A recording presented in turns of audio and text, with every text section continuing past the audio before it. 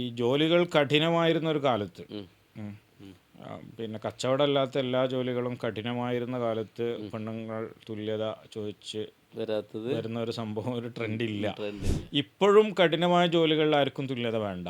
മുറവിലുള്ളതൊക്കെ എവിടെയാണ്? വളരെ soft soft ആയിട്ടുള്ള സുഖകരമായ ജോലികളിൽ തുല്യത. أعوذ بالله من الشيطان الرجيم بسم الله الرحمن الرحيم الحمد لله رب العالمين اللهم صل على سيدنا محمد وعلى آله وصحبه أجمعين أما بعد.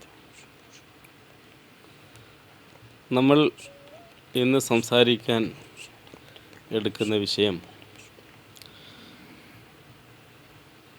മനുഷ്യ സമൂഹത്തിൻ്റെ വിജയവും അതിൻ്റെ വെൽഫെയർ, അത് പാരസ്പര്യത്തിലൂടെ, സ്ത്രീ പുരുഷ പാരസ്പര്യം അല്ലെങ്കിൽ പരസ്പര പൂരകങ്ങൾ ആവുന്നതിലൂടെയാണല്ലോ. സ്വാഭാവികമായിട്ടും അതിന് യോജ്യമല്ലാത്ത ചില ട്രെൻഡുകൾ ഇന്ന് നിലനിൽക്കുന്നുണ്ടോ അത് നമുക്ക് പരിശോധിച്ചൂടെ എന്ന് പറഞ്ഞാൽ, തീർച്ചയായിട്ടും സ്ത്രീകൾക്ക് അല്ലെങ്കിൽ പെൺകുട്ടികൾക്ക് നമ്മൾ കൺവെൻഷനലായിട്ട് പോരുന്ന അല്ലെങ്കിൽ സാമ്പ്രദായികമായി നമ്മൾ ഒരു അത്താണിയായി കാണുന്ന കുടുംബം അല്ലെങ്കിൽ വിവാഹ ജീവിതം, ഇതിനോടൊക്കെ ഒരു പേടി, ഒരു ആശങ്ക അല്ലെങ്കിൽ ഒരു വിമുഖത രൂപപ്പെടുന്നുണ്ടോ എന്ന് സംശയിക്കുന്ന പല സംഭവ വികാസങ്ങളും നമ്മളെ സമൂഹത്തെ പരിശോധിച്ചാൽ നമുക്ക് കാണാൻ പറ്റും. യഥാർത്ഥത്തിൽ അവരാശങ്കപ്പെടുന്ന രീതിയിലാണോ കാര്യങ്ങൾ, അല്ലെങ്കിൽ ആശങ്കപ്പെടുന്ന ആ ആശങ്കകൾക്ക് പരിഹാരമുണ്ടോ? എന്താണ് ഉസ്താദ് വിചാരിക്കുന്നത് അതിനെക്കുറിച്ച്? ഇത് ഈ പെൺകുട്ടികൾക്ക് വിവാഹ വിരക്തി ഉണ്ട്. ഇപ്പോൾ മുമ്പത്തെ പോലെ പെൺകുട്ടികൾ വിവാഹത്തിന് സന്നദ്ധരല്ല എന്ന രീതിയിലുള്ള ധാരാളം പ്രചരണം നടക്കുന്നുണ്ട്. ആ പ്രചരണത്തിൽ വലിയ അതാണ്, ആ പ്രചരണത്തിൽ സത്യമുണ്ടോ എന്നുള്ളതാണ് ആദ്യം അന്വേഷിക്കേണ്ടത്. കാരണം ഈ മാധ്യമങ്ങളെന്ന് പറഞ്ഞത് എപ്പോഴും ഒരു ലിബറൽ അജണ്ടകളുടെ കൂടെ നിൽക്കുന്ന ഒരു ടീമായിരിക്കും. രണ്ടാമത് ഒരു ഉപരിപ്ലവമായ ഒരു കാഴ്ചകളാണ് അവരടുത്ത് ഉണ്ടാവുക. പലപ്പോഴും പ്രത്യേകിച്ച് കേരളത്തിലെ മാധ്യമങ്ങളൊന്നും അങ്ങനെ ഫീൽഡ് സ്റ്റഡി നടത്തിയിട്ടൊന്നും അഭിപ്രായം പറയാറില്ല. ഒരു മേൽത്തട്ടിൽ കാണുന്ന, അവരുടെ കണ്ണിൽ കാണുന്നതിനെ പൊതു അഭിപ്രായമായിട്ട് എഴുതുക എന്നുള്ളതാണ്. കേരളത്തിൻ്റെ പശ്ചാത്തലത്തിൽ പ്രത്യേകിച്ചും തെക്കൻ കേരളത്തിൻ്റെ ട്രെൻഡ് കേരളത്തിലെ മൊത്തം ട്രെൻഡായി എഴുതുന്ന ഒരു പ്രവണതയും പല വിഷയങ്ങളിലും നമുക്ക് കാണാൻ പറ്റും.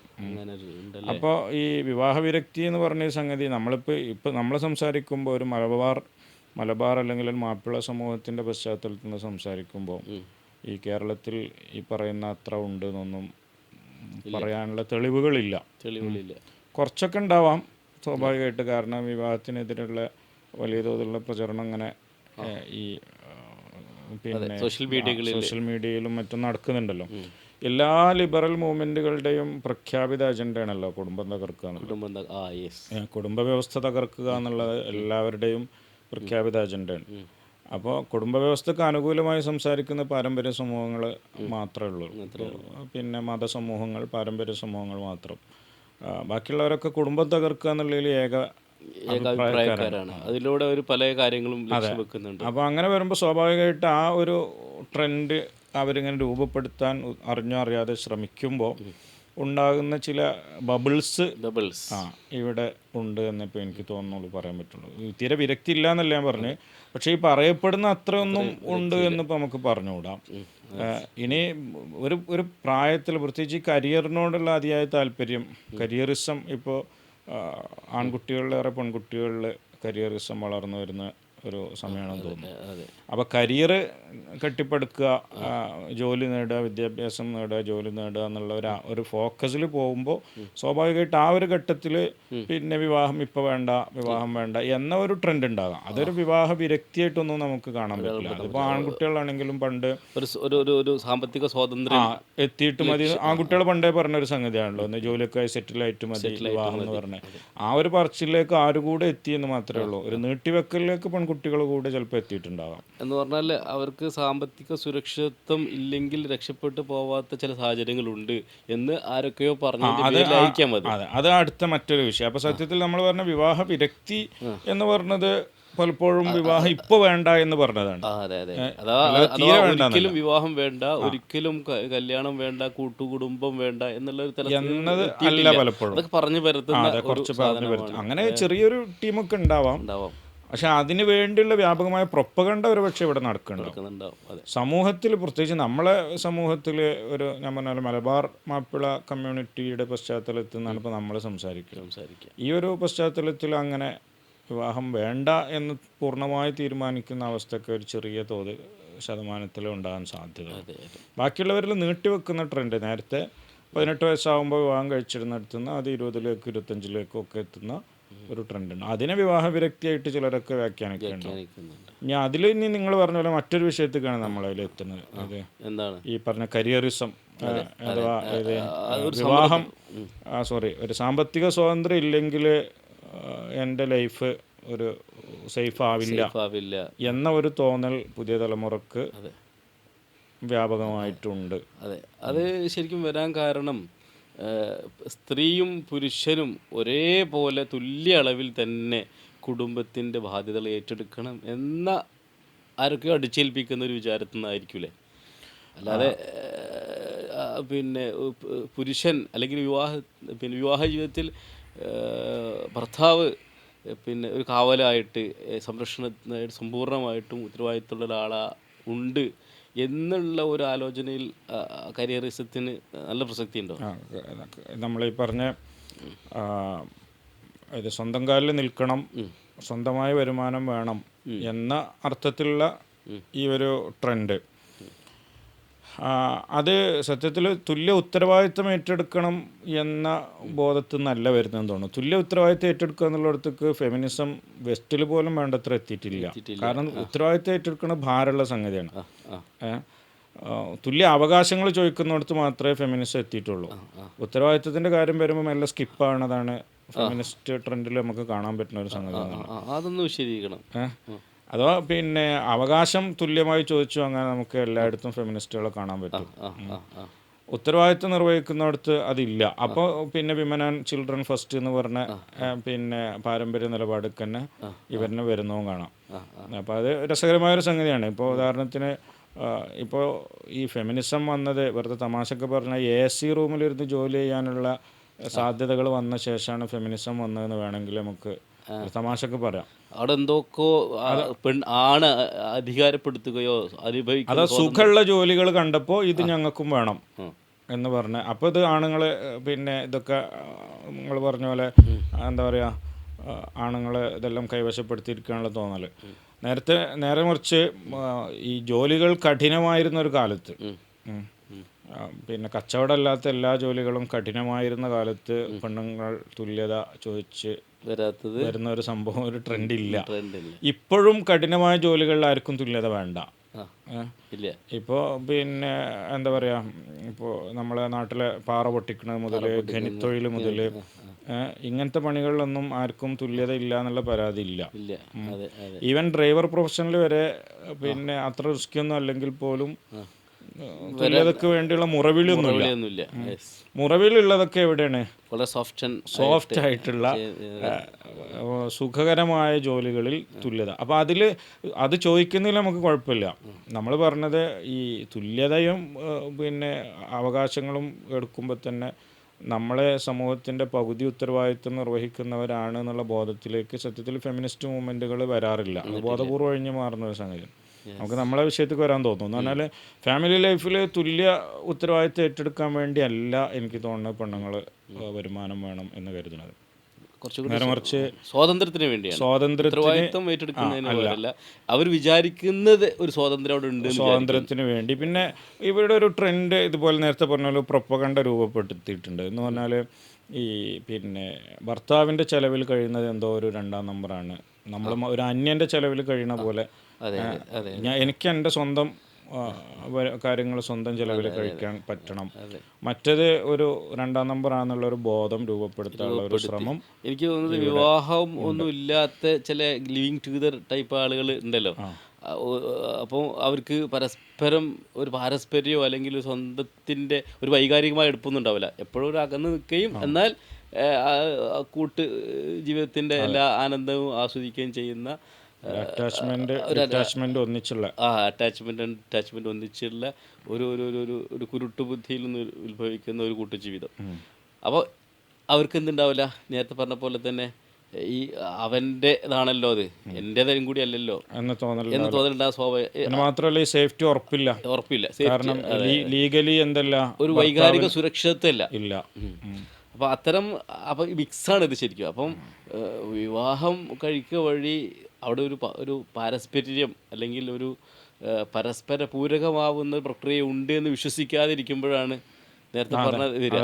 ഇത് ഞാൻ അനുഭവിക്കുന്നത് എൻ്റെ അവകാശമാണ്, അതല്ല ഔദാര്യമൊന്നുമല്ല.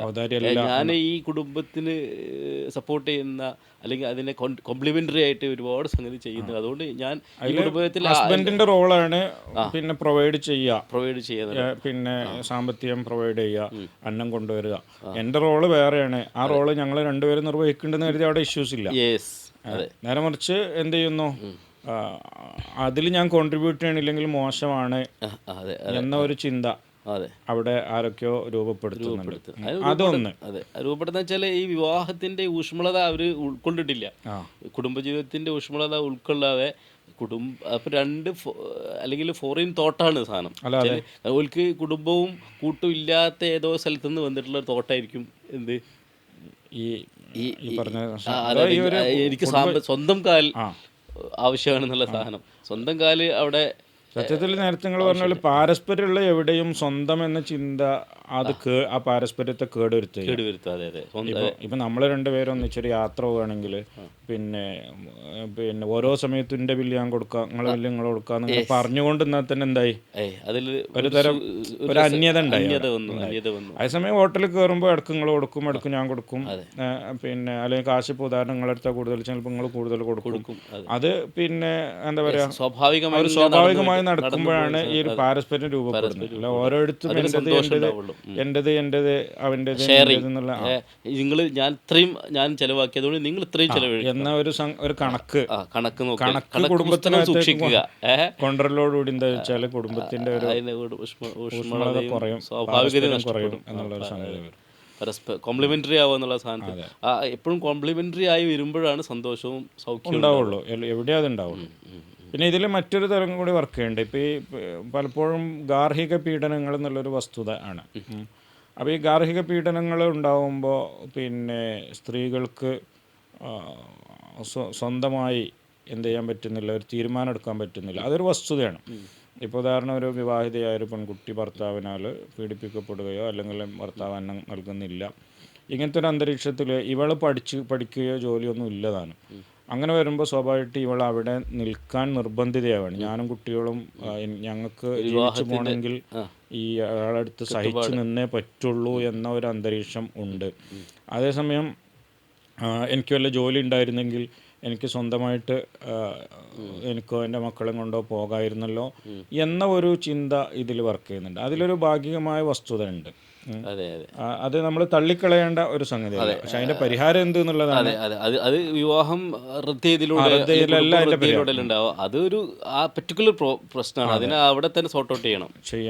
അപ്പൊ അതിന്റെ മാത്രമല്ല ഇതിനൊക്കെ പർവ്വതീകരിച്ച് അവതരിപ്പിക്കുക സോഷ്യൽ മീഡിയയിലൊക്കെ നീണ്ട് ആ മൊത്തം വിവാഹത്തെ റദ്ദ് ചെയ്യുന്ന എല്ലാ കുടുംബങ്ങളിലും ഇങ്ങനെ സംഭവിക്കുന്നുണ്ട് എന്ന രീതിയിൽ എല്ലാ ഭർത്താക്കന്മാരും ഭാര്യമാരും പരസ്പരം ഇങ്ങനെ സഹിച്ച് ജീവിക്കുന്നവരാണ് എന്ന് വരുത്തുന്ന ഒരു ട്രെൻഡ് ഉണ്ട്. അപ്പോൾ ഇത് ഒരു വിഷയമാണ്. ഇതിന് സൊല്യൂഷൻ എന്നുള്ള നിലക്കാണ് ചിലരെങ്കിലും എന്ത് ചിന്തിക്കുന്നത്, ഈ ഒരു സ്വന്തമായി വരുമാനം വേണം എന്ന് ചിന്തിക്കുന്നത്. അതിനിപ്പോൾ നമ്മൾ ഫുള്ളായിട്ട് തള്ളിക്കളയേണ്ട ഒരു സംഗതിയല്ല. അപ്പോൾ അതിൻ്റെ അർത്ഥം എനിക്ക് തോന്നുന്നത് സ്വന്തമായി വരുമാനം ഉണ്ടാകാനുള്ളൊരു സ്കില്ല് ഇന്നത്തെ കാലത്ത് ഓരോ പെൺകുട്ടിക്കും ഉണ്ടാകണം എന്ന് ചിന്തിക്കുന്നത് വേണമെങ്കിൽ നമുക്ക് തടസ്സമൊന്നും ഇപ്പോൾ പറയേണ്ട കാര്യമില്ല. അതേസമയം ഈ പറഞ്ഞ പോലെ ഇനി അങ്ങനെ സ്വന്തമായി വരുമാനം ഉണ്ടെങ്കിൽ സുരക്ഷിതയാണോ അത് നോക്കണമല്ലോ. പലപ്പോഴും നമ്മളെ ഈ സമൂഹത്തിൻ്റെ ഒരു ട്രെൻഡ് എന്ന് പറഞ്ഞാൽ ഒട്ടും പഠനം നടത്താതെ പരിഹാരങ്ങളാണ് തീരുമാനിക്കുകയും അതങ്ങോട്ട് പ്രഖ്യാപിക്കുകയും ചെയ്യുക എന്നുള്ളതാണ്. അപ്പോൾ ഈ ഗാർഹിക പീഡനങ്ങൾക്ക് പരിഹാരം സ്വന്തമായ വരുമാനം, വിദ്യാഭ്യാസവും സ്വന്തം ജോലിയുമാണ് എന്ന രീതിയിലാണ് ഇവിടെ ഇപ്പോൾ ഈ ഒരു സ്ത്രീപക്ഷ സംസാരക്കാരെല്ലാവരും അവതരിപ്പിക്കുക. അതിലെത്ര വസ്തുത ഉണ്ട് എന്നുള്ള അത് വല്ല പഠനം നടന്നിട്ടുണ്ടോ? ഒന്നുമില്ല. നമ്മൾ നോക്കി കഴിഞ്ഞാൽ അടുത്ത കാലത്ത് ഈ ഗാർഹിക പീഡനത്തിൻ്റെ പേരിൽ ആത്മഹത്യ ചെയ്ത കേരളത്തിലെ ചർച്ചയായ കേസുകൾ ഒരു 5-6 കേസുകളെങ്കിലും എടുത്താൽ എല്ലാത്തിലെയും പെൺകുട്ടികൾ നല്ല വിദ്യാഭ്യാസമുള്ളവർ, ഡോക്ടേഴ്സ്, ജോലിയുള്ളവർ, അല്ലെങ്കിൽ നല്ല ജോലി പ്രതീക്ഷിക്കുന്നവരൊക്കെ ആയിരുന്നു. ഇനിയിപ്പോൾ നമ്മൾ വരാൻ പോകുന്ന ഒരു മാസത്തിനകത്തുള്ള ഇത്തരം റിപ്പോർട്ടുകൾ എടുത്തു നോക്കിയാലും അതിൽ ഭൂരിപക്ഷവും വെറും വീട്ടമ്മമാരല്ല ഇത്തരം കേസുകളിൽ എന്ത് ചെയ്യുന്നത്, ഇതിൻ്റെ പേരിൽ ആത്മഹത്യയിലേക്കൊന്നും പോകുന്നത്. അപ്പോൾ അതിൻ്റെ അർത്ഥം സ്വന്തമായ ജോലി എന്നത് എന്ത് ഉറപ്പ് നൽകുന്നില്ല, സുരക്ഷിതത്വം ഉറപ്പ് നൽകുന്നില്ല എന്നല്ല, അത് വീട്ടമ്മമാരെക്കാൾ അവർ പ്രശ്നമാണോ എന്നത് പോലും പഠിക്കേണ്ട വിധം റിപ്പോർട്ടുകൾ നോക്കിക്കഴിഞ്ഞാൽ ചിലപ്പോൾ ഇവരാണ് ലീഡ് ചെയ്യുന്നത്. അതെ, അവരുടെ ഇടയിൽ ഈ കൊറലിംഗ് ടെൻഡൻസി ഉണ്ടാവും. അത് അങ്ങനെ നമ്മൾ സംശയിക്കേണ്ടി വരും.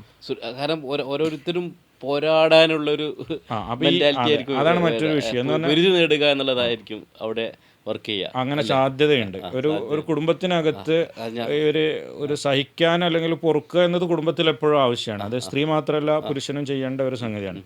പുരുഷനും സഹിക്കുകയും പൊറുക്കുകയും ചെയ്യുന്നുണ്ട്. പലപ്പോഴും ഈ സ്ത്രീപക്ഷ സംസാരക്കാർ കാണാറില്ല. കാരണം പെണ്ണുങ്ങളെ എപ്പോഴും കരഞ്ഞ് വൈകാരികമായി പ്രകടിപ്പിച്ചുകൊണ്ടിരിക്കും, ആണുങ്ങളത് ഒതുക്കിക്കൊണ്ടിരിക്കും. അതുകൊണ്ട് അറിയില്ല. അപ്പോൾ ആണിനെ സംബന്ധിച്ചിടത്തോളം, പെണ്ണിനെ സംബന്ധിച്ചിടത്തോളം ടെൻഷൻ ആയാലും കുടുംബത്തിൽ പ്രശ്നം ഉണ്ടെങ്കിൽ, സഹിക്കുന്നുണ്ടെങ്കിൽ അത് മറ്റുള്ളവരോട് പറഞ്ഞും കരഞ്ഞും പ്രകടിപ്പിച്ചും അതെല്ലാവരും അറിയും. ആണുങ്ങൾ പറഞ്ഞാൽ മിക്കവാറും ഒതുക്കുകയും മിക്കവാറും ആരോടും പറയില്ല. ചിലപ്പോൾ എവിടെയും പോയിട്ട് ഒരു ബീഫ് ഫ്രൈയും പൊറോട്ടയും തിന്നാണ്ടായിരിക്കും അവൻ്റെ ടെൻഷൻ തീർക്കുക. അപ്പോൾ അല്ലാതെ അവന് ഇത് പ്രകടിപ്പിക്കാനുള്ള മാർഗങ്ങളില്ല.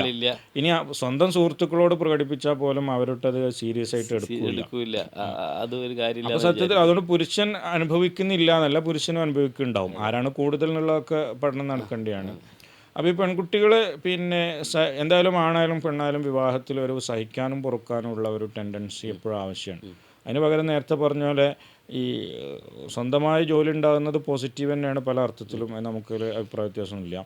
അതേസമയം അതിൻ്റെ ഒരു നെഗറ്റീവ് സൈഡാണ് എന്ത്, ഈ പറഞ്ഞൊരു കോറലിംഗ് ടെൻഡൻസി ഉണ്ടാവും. എൻ്റെ കാര്യം ഞാൻ നോക്കിക്കോളാം, ഞാനങ്ങനെ ക്ഷമിച്ചും സഹിച്ചും നിൽക്കേണ്ട ആളല്ല അങ്ങനെ. അപ്പോൾ ഒരു ചെറിയ സംഗതി ഉണ്ടാകുമ്പോഴേക്ക് പോലും അതിനെ പർവ്വതീകരിച്ച് എനിക്കിവിടെ അങ്ങനെ അടിമയായിട്ട് നിൽക്കാനൊന്നും കഴിയില്ല, എന്നാൽ ചെറിയ സഹനങ്ങൾ പോലും അടിമയാവലായിട്ട് സ്വയം വ്യാഖ്യാനിക്കുകയും എന്നിട്ട് അവിടെ നിങ്ങൾ പറഞ്ഞ ഒരു പോരാട്ടം മുഖം തുറക്കാനുള്ള ഒരു ടെൻഡൻസി ഉണ്ടാവുകയും ചെയ്യുന്നുണ്ടോ, കൂടുതൽ പ്രശ്നങ്ങൾ ഉണ്ടായി വരിക ചെയ്യാം. അങ്ങനെ ഇന്ന് മാത്രമല്ല, ഈ ജോലിയുടെ ഈ കരിയറിസത്തിൻ്റെ ഭാഗമായിട്ട് സ്ത്രീകൾക്ക് അങ്ങനെ വർക്ക് പ്ലേസിലൊക്കെ ഭയങ്കര ആനന്ദവും സുഖവും സൗഖ്യമൊന്നും അല്ല എന്നാണ് നമ്മൾ മനസ്സിലാക്കുന്നത്. ഏറ്റവും കൂടുതൽ സംഘർഷം അവർക്കൊക്കെ ഉണ്ടാവുക. അവർക്ക് ഇങ്ങനെയുള്ള ഒരു സമൂഹത്തിൽ സംഭവിക്കുന്ന സംഘർഷങ്ങളൊക്കെ ഡീൽ ചെയ്യാൻ ഭയങ്കര പ്രയാസകരം. അത്തരം കുറഞ്ഞ ആളുകൾ ചിലപ്പം ഏൺ ചെയ്യുന്നുണ്ടാവും കൂടുതലൊക്കെ. വർക്ക് പ്ലേസിൽ പെണ്ണുങ്ങളെ ഇൻവൈറ്റ് ചെയ്യുന്നിടത്ത് കോർപ്പറേറ്റിൽ കാണുന്ന കുറച്ച് പൈസ കൊടുത്താൽ മതി എന്നാ. ഗവൺമെൻറ് നിയമം മൂലമൊക്കെ ഉറപ്പുവരുത്തുന്ന ഭാഗത്തൊക്കെ ചിലപ്പം ഒരേ സാലറി കിട്ടും. ഇപ്പോൾ നമ്മൾ ഈ മൾട്ടിനാഷണൽ കമ്പനികളിലൊക്കെ നമ്മൾ കാണുന്നുണ്ട് സ്ത്രീകൾക്കൊക്കെ വളരെ മീഗർ എമൗണ്ട് കൊണ്ട് തൃപ്തിപ്പെടുക അവർ. അങ്ങനെയാണ് അവരൊക്കെ കഴിയുന്നത്. അപ്പോൾ എന്ന് മാത്രമല്ല ഈ പിന്നെ തികയില്ല. അതെ, അത്രയും. അപ്പോൾ അതൊക്കെയും മറ്റുള്ള സ്ത്രീകളായിരിക്കും വലിയ സാമ്പത്തിക സുരക്ഷിതത്തിൻ്റെ ഭാഗമാണ്. എന്നാൽ ആ വീട്ടിൽ നിൽക്കുന്ന ആളെ പകുതി സുഖം മെന്റലി അവർ അനുഭവിക്കുന്നില്ല എന്നാണ് നമ്മൾ പിന്നെ ഒരു വ്യാജമായ ബോധത്തിൽ സമാധാനിക്കുന്നുണ്ടാവും. ഏത് ഞാൻ ജോലിയുണ്ട്, സ്വതന്ത്രയാണ്, സ്വന്തം കാലം എന്നുള്ളൊരു വ്യാജമായ ബോധം വർക്ക് ചെയ്യുന്നുണ്ടാവും.